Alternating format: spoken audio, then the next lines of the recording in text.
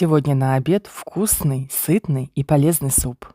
Готовить сегодня буду из маша. Мне нравится из него варить супы, потому что он готовится очень быстро.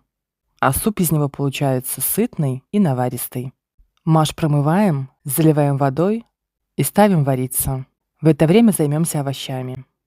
Нарежем картофель. Также нарежем морковь, лук и чеснок. После 15 минут варки маша добавляем картофель.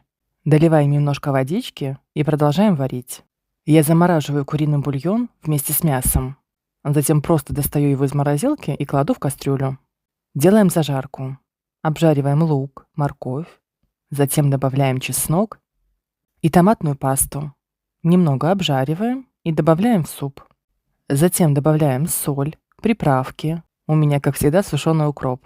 Даем покипеть, и наш вкуснейший, сытный, наваристый супчик готов. Приятного аппетита!